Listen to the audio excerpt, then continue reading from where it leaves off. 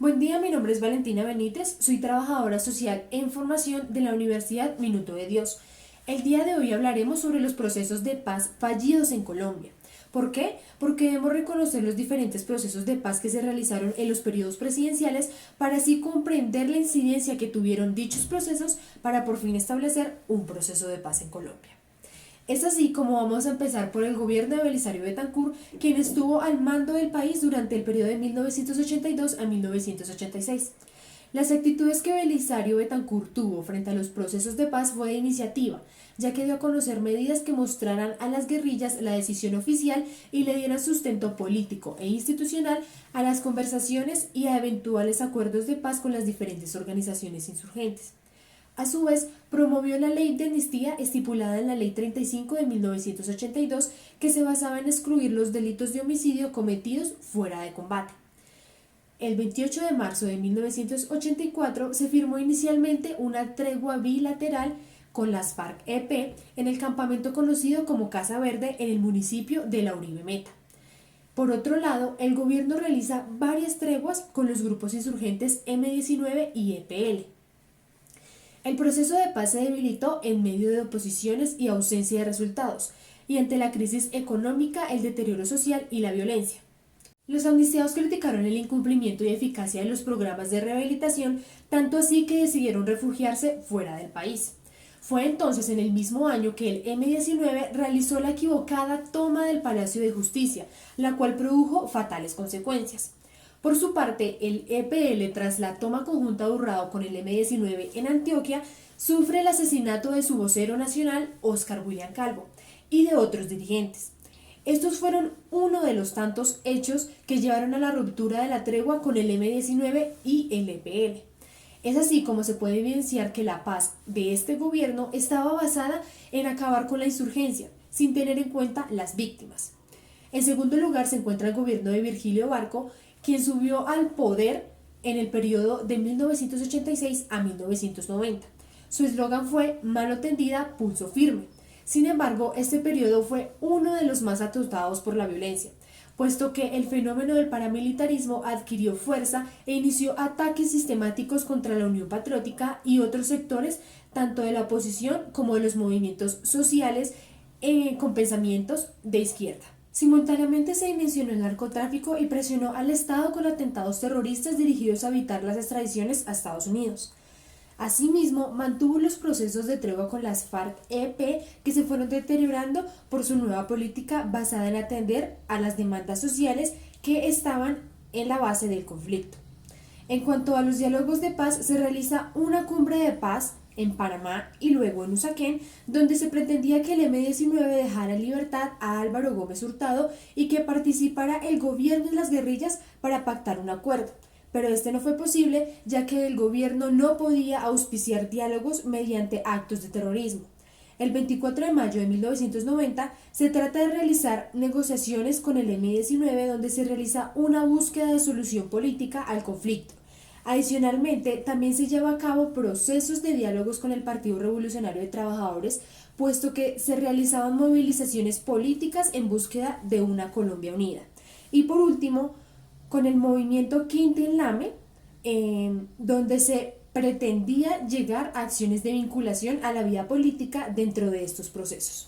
Después de tantos debates y distintas propuestas, se crea la 10ª conferencia del M-19, donde su objetivo principal era integrar a la vida civil a los alzados, junto con la dejación de armas y la vinculación como movimiento político. Allí se da un indulto para Carlos Pizarro y Antonio Navarro con el fin de que pudiesen hacer el proceso de integración a la vida civil. A su vez, se empieza a mover la reestructuración de la constitución política y con el impulso que se tenía con los movimientos estudiantiles, indígenas, M-19 y la séptima papeleta, se promueve la Asamblea Nacional Constituyente, que pretendía crear un país equitativo e incluyente, dando paso a la nueva constitución política de 1991 que nos rige hasta el día de hoy. Es entonces en el gobierno de César Gaviria que se consolida las negociaciones y la desmovilización de estos grupos insurgentes, los cuales son el Partido Revolucionario de los Trabajadores, el Movimiento Quintín Lame, las milicias populares y la Corriente de Renovación Socialista. Gaviria ingresa en el periodo de 1990 a 1994, teniendo en cuenta que tras el asesinato de Luis Carlos Galán, Gaviria es quien surge como líder del Partido Liberal. En 1991 se realiza un acercamiento hacia la paz, donde se dan unos diálogos en Caracas y en Tlaxcala por la Coordinación Nacional Guerrillera Simón Bolívar. Sin embargo, no se logra realizar negociaciones con las FARC-EP y con el ELN. A su vez, se realizan indultos masivos a miembros de la EPL, PRT y MAQL.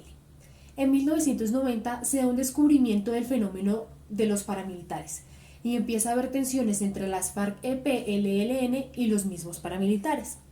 En el gobierno de Ernesto Samper, desde 1994 a 1998, se empieza a consolidar las pescas milagrosas, los secuestros y la financiación por medio del narcotráfico, donde se le adiciona un gran escándalo por ingresos de narcotráfico a su campaña electoral. Se decía que éste había recibido ingresos por parte de los grupos armados para financiar su campaña electoral, donde se dice que no se realizaron procesos de diálogo con dichos grupos armados por el apoyo que éste les había brindado. De esta forma, Samper no se sentaría a realizar procesos de diálogo si no estaba seguro de que existían condiciones para una paz verdadera y duradera, que era lo que se estaba buscando hace mucho tiempo. Sin embargo, se evidencia que no existió voluntad entre ambas partes. Por otro lado, Samper crea la Oficina del Alto Comisionado para la Paz, que permanece actualmente. Este se basa en la búsqueda de negociaciones para la paz. Y además, se aprueban las Convivir en Antioquia. Por otra parte, se realizan intentos de negociación con las FARC, pero en 1994 asesinan a Manuel Cepeda, quien era líder de la Unión Patriótica, y las FARC entran en desconfianza con el gobierno, puesto que no se les ve ese interés por proteger a los líderes y a las personas que habían sido parte de los grupos armados. En 1995 hay un acercamiento con las FARC y el ELN en la Uribe Meta, pero estas empiezan a realizar acciones perturbadoras y se toman el municipio de Las Delicias en Caquetá.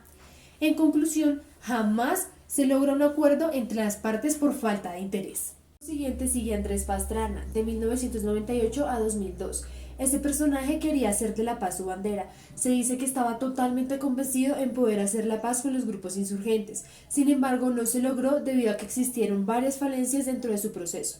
En primer lugar se encuentra el síndrome de Adán, donde Pastrana pensó que podía hacer lo que otros no pudieron hacer porque eso que se hizo estuvo mal, pero no fue capaz de mejorar las cosas, antes las empeoró. En segundo lugar, crea zonas de distensión para adelantar procesos de paz. En tercer lugar, se da un auge del paramilitarismo en el norte del país, crecen los secuestros de civiles y militares y por último se da un proceso de canje humanitario donde se canjean militares por guerrilleros presos. Por otro lado, en cuanto a las mesas de diálogo, en 1999, el 7 de enero, se da la silla vacía por parte de Manuel Marulanda, puesto que se pensaba que había un atentado en contra del mismo, razón por la cual no asistió. Posterior a la instalación, se dan masacres paramilitares. Luego, el 2 de mayo de 1999, se realiza un acuerdo de Caquetania, donde se sienta el presidente y Manuel Marulanda.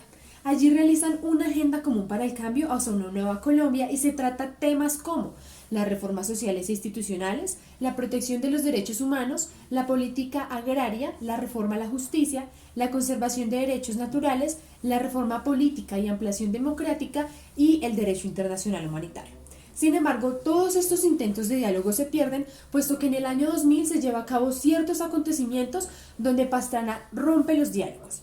Entre ellos se encuentran el collar bomba a una señora que fallece, las pescas milagrosas, la congelación de diálogos y el secuestro del avión comercial de Avianca. Además, se da una aparición del terrorismo por la matanza de las Torres Gemelas el 11 de septiembre del 2001. Entonces, es en el 2002 que Pastrana rompe los diálogos con los grupos armados y rompe las zonas de distensión, donde vuelve y declara la guerra. Por último, sube al poder el supuesto gran salvador de Colombia, nuestro querido expresidente Álvaro Uribe Vélez, que duró bajo la presidencia 2 periodos consecutivos. Allí su política se basaba en la seguridad democrática y la política de defensa, y además cambió el pensamiento de cómo se veían las guerrillas y los paramilitares, puesto que los denominó como terroristas, donde no se negocia, no hay proceso de paz, sino que se acaba y extermina. Es importante mencionar que Uribe no reconoció un conflicto armado en Colombia, por lo que no hay posibilidades de negociaciones. Por otro lado, crea la política de deserción individual y política de reincorporación indultos, en donde pretendía la dejación de armas, pero por medio de la delación. Es decir, si tú delatas a tus compañeros, después tendrás indultos o beneficios jurídicos. Igualmente, se da apoyos norteamericanos a la guerra interna y apoyo por parte del DAS y la inteligencia interna. Por consiguiente, se generan los acuerdos con las AUC, pues empieza a darse un apoyo a la desmovilización paramilitar, el apoyo a Estados Unidos a través de procesos de extradición de jefes paras y guerrilleros, la protección jurídica bajo la Ley 782 y el Decreto 128 que indultó a muchos integrantes del paramilitarismo, y se da la expedición de la Ley 975 del 2005, es decir, la Ley de Justicia y Paz. Por último, se trata de realizar procesos de paz con el ELN, pero no es posible. Es así como finalizamos la línea de eventos de los procesos de paz en Colombia, comprendiendo que muchos de los avances que lograron algunos de los expresidentes dio paso a que el gobierno de Santos se consolidara por fin un proceso de paz. Aunque hasta el día de hoy se han tratado de cumplir con los acuerdos, se sigue perpetrando y viendo violencia en los interiores de los municipios y veredas azotados por el conflicto armado, donde han habido masacres, asesinatos a líderes sociales y de personas que no han estado directamente relacionadas con el conflicto. Muchas gracias.